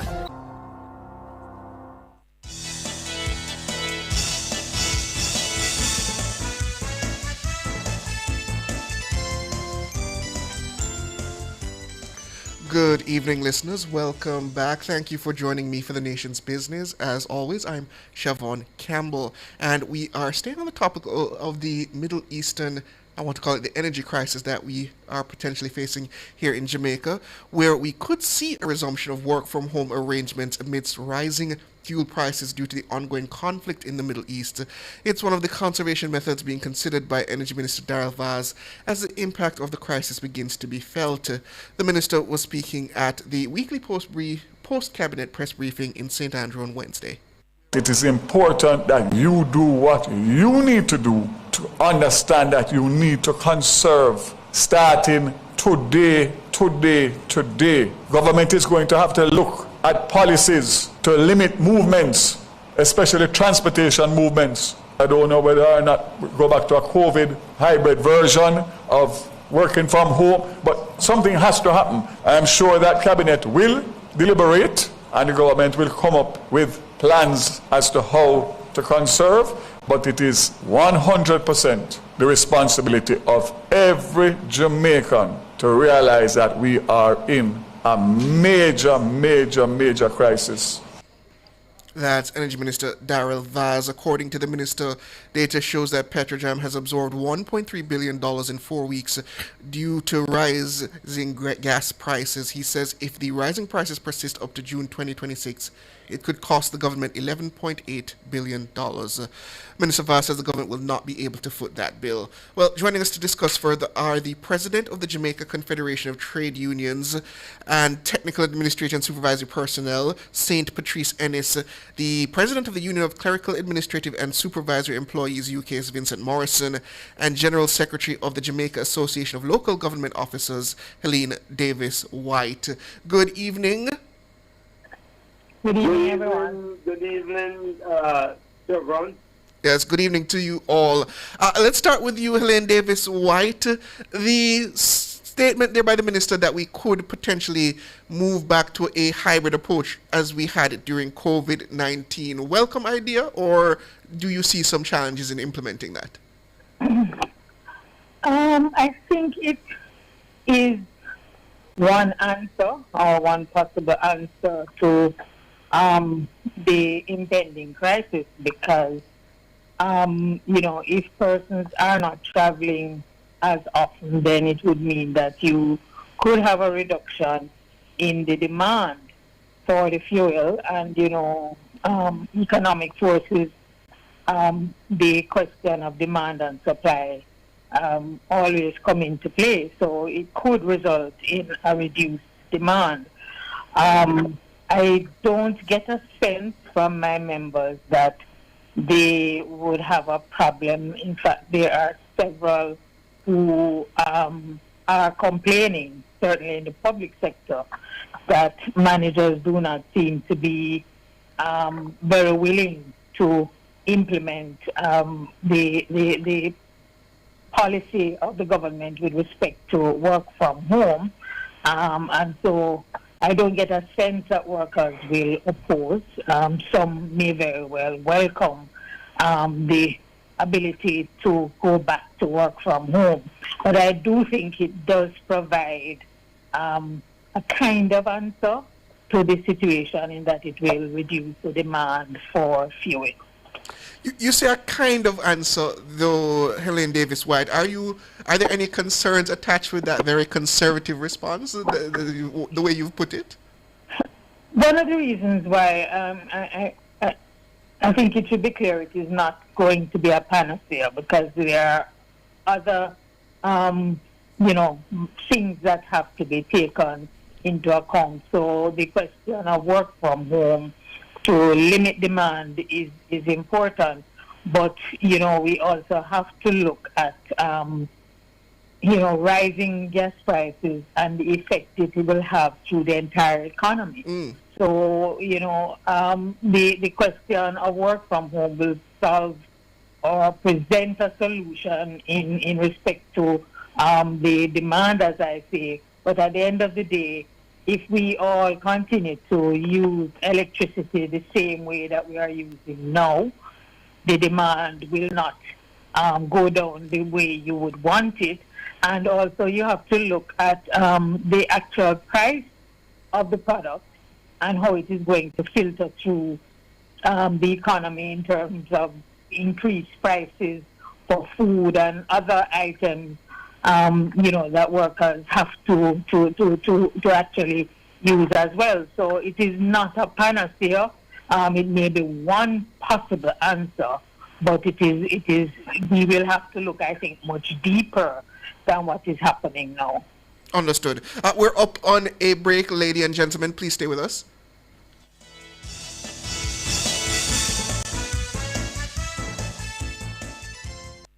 Drive the most exciting new vehicles in Jamaica. Schedule your 2024 Ford Ranger pickup or Ford Everest 7-seater SUV test drive now. Call or visit KIG today. The time by KIG is... It's 6:30. Welcome back, listeners, viewers. We're talking about the Middle East conflict and its impact on fuel and energy prices here in Jamaica. We have with us the president of the Union of Clerical, Administrative and Supervisory Employees UK. So that's the Vincent Morrison, General Secretary of the Jamaica Association of Local Government Officers, Helene Davis White, as well as the president of the Jamaica Confederation of Trade Unions and Union of Technical, Administrative and Supervisory Personnel, UTASP, St. Patrice Ennis. So St. Patrice Ennis, you've heard there from Helene Davis White saying it is a potential solution, but it's definitely not the cure-all that we could have. Do you see any other avenues that can be explored as it relates to limiting the potential impact that the rising fuel costs are going to have here in Jamaica, particularly on the pockets of your membership? Well, what I do agree with Sister Helene, it won't be a one size fits all, but certainly we recall that there is legislation since 2014 for flexi work arrangements. Recall also that as recent as February of this month, the minister in the Office of the Prime Minister, without portfolio, the Office of the Prime Minister for Efficiency, Innovation and Digital Transformation, Ambassador R.J. Marks, launch the implementation of the flexi work arrangement within the public sector in February of this year. And in advance of the geopolitical tension that we are now seeing in the Middle East, we learned from that ministry and from the Ministry of Finance that already there are 39 government departments or agencies or ministries that have implemented some aspect of the flexi work arrangement. So we are mindful of that. And we are mindful also that the Jamaica Confederation of Trade Unions, in its claim to the Ministry of Finance, had also asked for further implementation of the flexible arrangement. So the union have been on board for quite some time and have been advocating that we embark on this process in a more intensive way. We're in anticipation because we not only see this as, to mitigate the impact of this energy crisis, but as a way of becoming more efficient, a way of limiting traffic congestion, a way of bringing more satisfaction in terms of how workers work, and increase productivity, of which the Prime Minister spoke about. So there are multifarious effects or positivist flexible work arrangement, and the telecommuting, which is really working from home, is one aspect of it. And so you could have a hybrid system, you could have various systems in terms of how we mitigate that impact. So yes, the short answer to your question is indeed it will be a positive impact on members who have to travel back and forth, but there are other things that have to be put in place in order to make this thing work effectively and efficiently. And so a lot of the infrastructural, if you will, work has to go in place in terms of how do we measure productivity with persons, because a lot of us are more a cost still, is fixed with looking at presenteeism, actually seeing persons in the flesh to assess whether they are actually working or not. So we have to have a lot more, there's a lot more work to be done in order to have a very efficient system in place. But I pause for my brother Vincent, who has a lot, who is much more articulate than I am and has a lot more to say. I suppose on that signal, I bring you in, Vincent Morrison, because I think St. Patrice Ennis raises a good point there.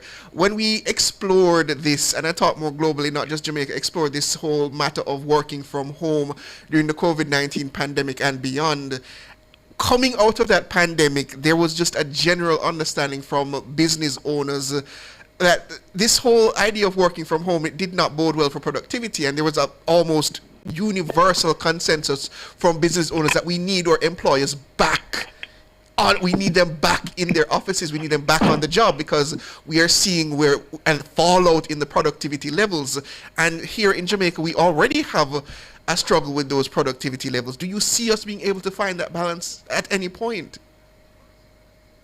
Well, let me thank you very much for inviting me to this program.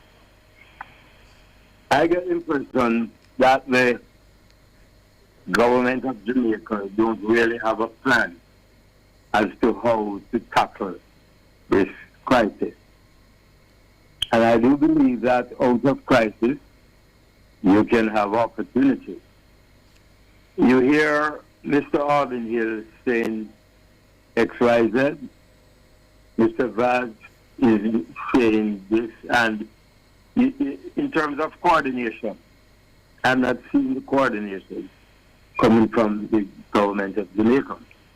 I would believe that the best way to approach this situation is to look on the way we dealt with the economy.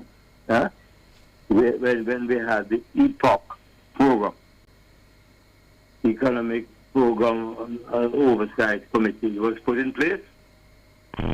That worked well. It's now an example around the world. And I can't see why the government wouldn't be interested to put that program in inviting, the sectors, the unions, all the groups that form that group. Now, what we have to understand is that COVID was different from what we have now. Problem now is not the same as COVID. COVID didn't have a choice, but look what has happened to the education system. Look what I can tell you, there are a number of students have not been back to school. The whole psychosocial problem still exists. Now, the key thing for us going forward. Mr. Morrison, are you there? Mr. Morrison? It seems like we lost Mr. Morrison. We'll try to get him back. Helene, are you there? I understand we've lost Helene as well. What about you, St. Patrice Ennis? Do we still have you? I am here. Okay, so your fellow there from Vincent Morrison suggesting that the government does not have a plan, so to speak. He's calling for a epoch-like body, I'm assuming, to brainstorm potential ideas. Do you see that as a solution under the circumstances, considering the rapidity and the dynamic nature of what we're dealing with right now? I'm not sure if that's a solution. As I said before, we have the relevant provision within the legislation. We have an act from 12 years ago, roughly. Kudos to Minister Alger Marks, who have taken on the mantle to implement it in the public sector. But the public sector is only 10% thereabout of the labor force. But that's significant. One, she has plans to move to the private sector, but you have to start somewhere. But what we have not done, we have not measured properly or do a proper assessment of what obtained or what was the effect, what happened really during the COVID era when we tried to implement. We have not measured it, we have not properly assessed it, so we really know, from an empirical basis, what really happened. Yes, there have been feedback from some entities, and not only in Jamaica but elsewhere, where they vouch never to go back to that system. And you would see from various reports that certain companies were calling back their workers to return to and work. Sometimes under the pain of termination. Exactly. So, as you have quite correctly alluded, some employers weren't a fan of the system. They felt it wasn't working for them. So we haven't done the work to see and assess why this was so, and what could have improved, and where was the fallout. Also, we have not prepared the employees. We haven't put in the proper infrastructure in terms of a cost that is going to be borne by them in terms of increased electricity. How is it? And I tell you something. What has happened in another jurisdiction. There was an accident at home from somebody who was working from home, and they tested it in court, and they sued the employer and won. There's a lot to unpack there, St. Patrice Ennis, and I bring you in, Helene Davis-White, because I was going to go there if St. Patrice did not, because when we talk about work from home arrangements, the costs tend to be borne by the employee and not the employer. And essentially, what are we doing here? Are we transferring the cost, particularly the energy cost, from the employer to the employee, and suggest that is appropriate, that you pay your electricity bill without any assistance while providing me a productive service? There's also matters such as there is a part of the economy that depends on people going out to work. We're talking cook shops, restaurants, the people in the transport sector. How do we factor all that in trying to create this hybrid approach where people stay at home? And I think that's one of the reasons why, I have indicated that I don't think it's going to be the cure-all, and we have to actually do proper analysis to determine how best to implement, certainly taking into account the lessons that would have been learned from the COVID pandemic. But the truth is, there are jobs that can be performed quite easily. These are jobs that can take advantage of the technology, because, of course, all jobs are not able to be done remotely. Yes. So there are jobs that, you can take advantage. But speaking from the point of view of the trade union movement, we have had to adjust even our claims in situations like these, because you have a situation where there are some employers that believe that because you're working from home, you should not be eligible for sick leave. Why should that be? So, it will call on all of us to be able to come to an understanding as to how the costs should be borne. And clearly, if you are calling on me to utilize my electricity to be able to get the technology in place so that you, the employer, can benefit and that the work can be done, we now have to talk about sharing that cost. So there are some opportunities, I don't know if you necessarily want to call them opportunities, but some things that we have to identify, and we have, so it should not be just that we are going back to work from home. We should also be looking at all the things that go into that picture. I am thinking that one of the things that has served Jamaica well in the recent past is the social dialogue approach, whereby we bring all the parties, the government, the employers, the trade unions, civil society together, and we look at everything that goes into the particular problem. We distill and we come up with an agreement. I mean, Vincent spoke about EPOC.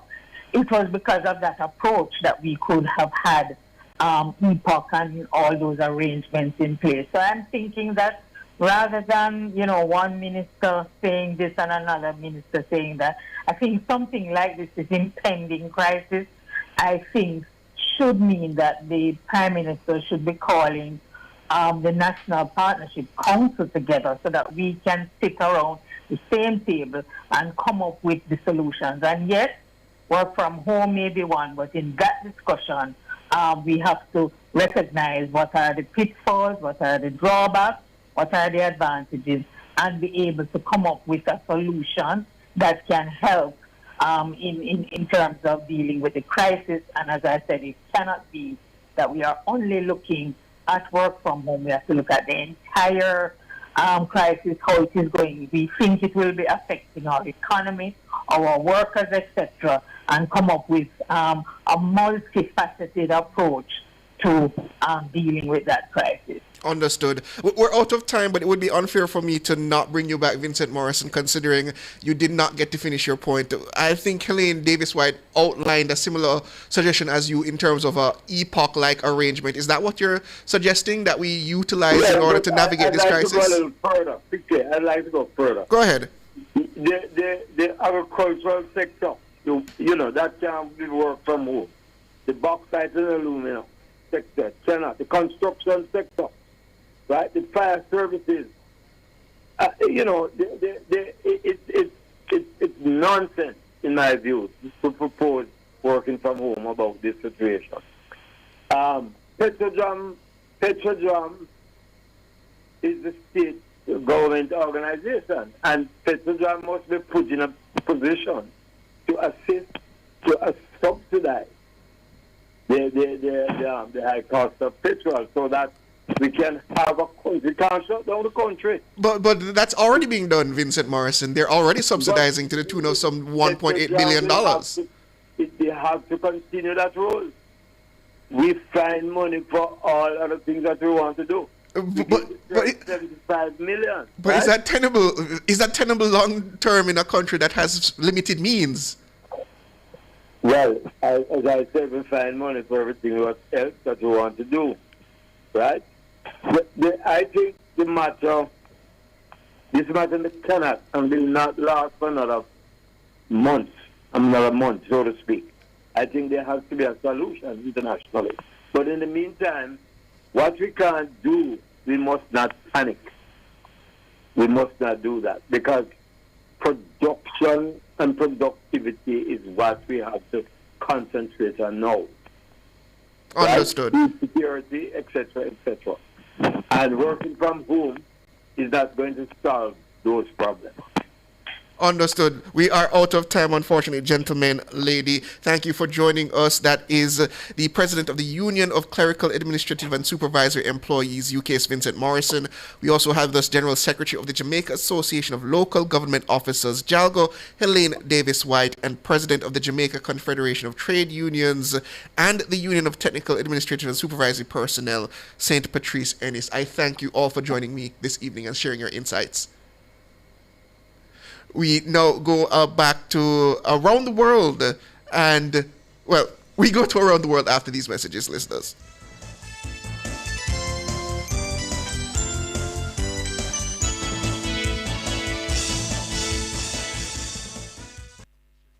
Sagicor Investments, leading the way to wealth as the #1 dealer in value traded on the Jamaica Stock Exchange. The time by Sagicor Investments is... It's 6:48.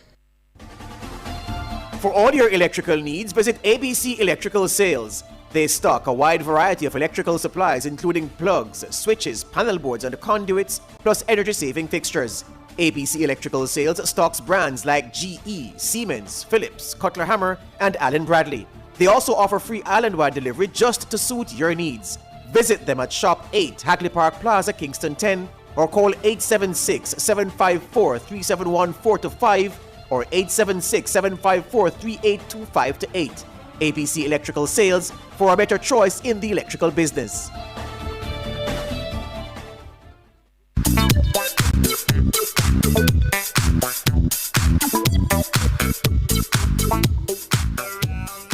And that's right, this is time for Around the World, and we take a trip to France, where French MPs have introduced a bill aimed at removing the statute of limitations for crimes against children. Under current legislation, survivors of rape can pursue legal action up to 30 years after the day they turn 18. The bill was presented in the National Assembly in November last year. According to the figures published by the French Interministerial Mission for the Protection of Women in November, 277,000 women reported being victims of rape, attempted rape, or sexual assault in 2023. That's the equivalent of one woman every 2 minutes. In 2024, 1,283 women were victims of direct or indirect femicide. This includes cases where harassment by a partner led to suicide. More in this report from France 24 English. This is apropos. French deputies have introduced a bill aimed at removing the statute of limitations for crimes against children. Under current legislation, survivors of rape can pursue legal action up to 30 years after the day they turn 18. The bill follows the publication of a parliamentary report which found that 160,000 children are victims of sexual violence in France each year. Eliza Herbert has more. Shock, disassociation, shame and fear can often delay victims of child sexual abuse from speaking out. But in France, they have a deadline for when they can file a complaint, 30 years after they turn 18. It's a time frame these demonstrators feel is too short. It takes time to reclaim one's history. 50% of victims emerge from dissociative amnesia, often around the age of 50, and 50 is past the statute of limitations, since it's currently 48 years. On Wednesday, a parliamentary report recommended removing the statute of limitations for crimes committed against minors.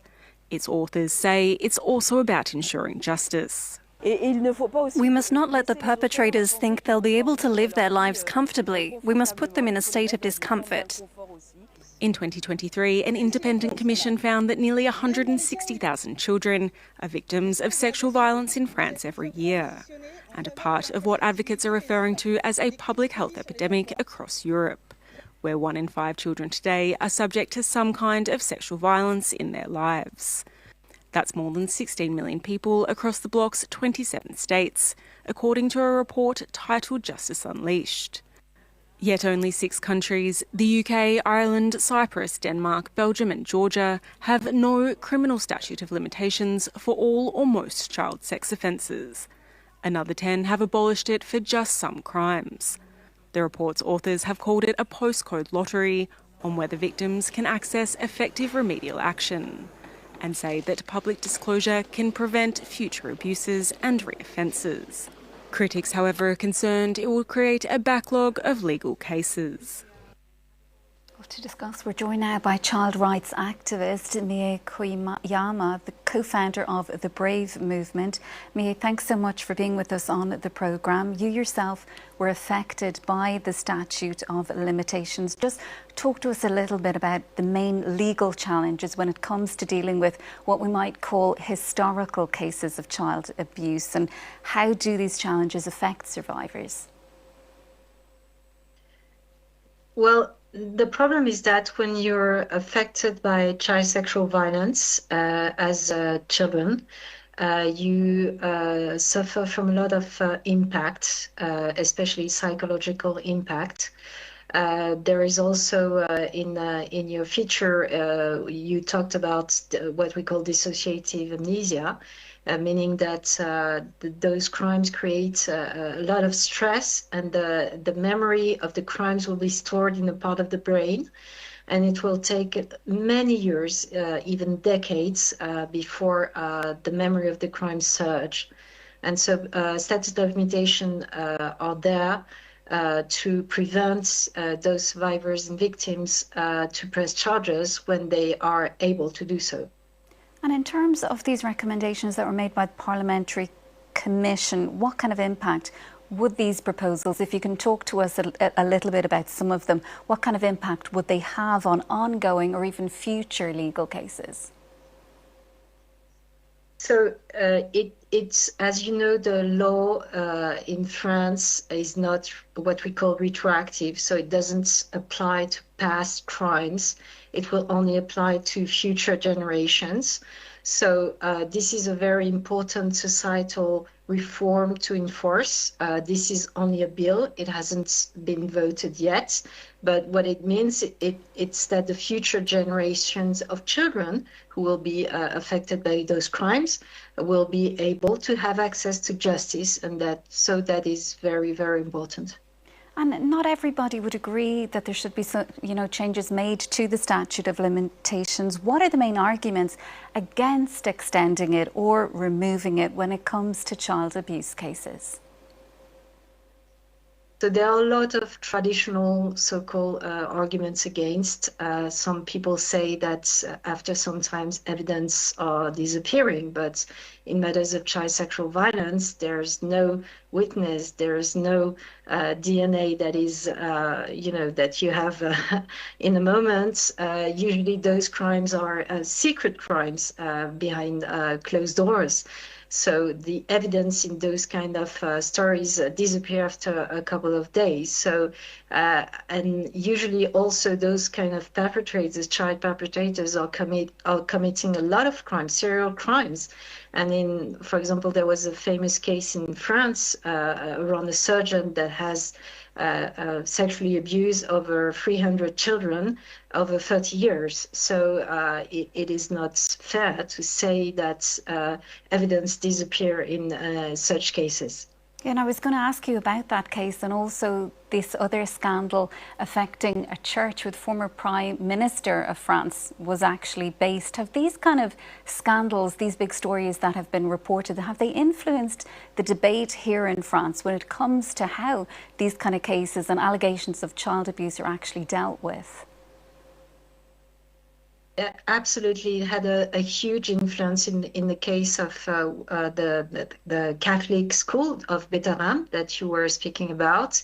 There are more than 200 survivors.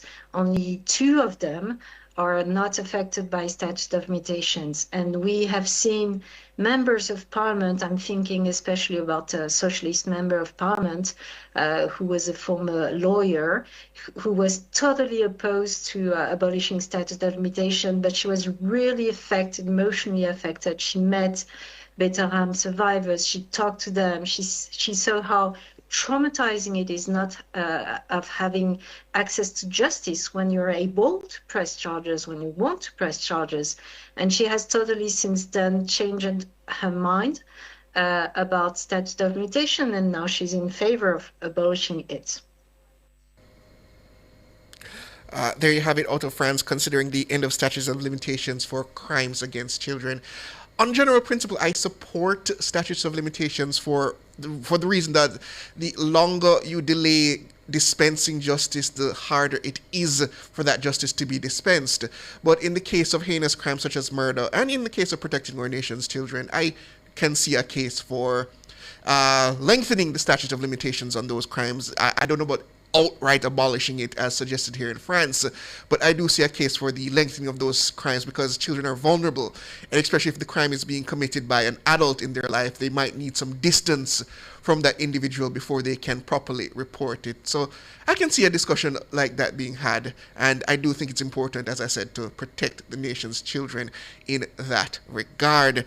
So listeners, that's where we have to leave Nationwide at 5 this evening. Thank you as always for joining me, and thanks to our super producer Dana Davey, our technical operator for the evening, Angela Glenn Buggs Anderson, the best news and production department led by the very capable Cara Powell. As always, it's been a pleasure and a privilege. I am Siobhan Campbell, and please stay tuned for the comments section with Mahiri Stewart and Shalois Michael. Have a good evening.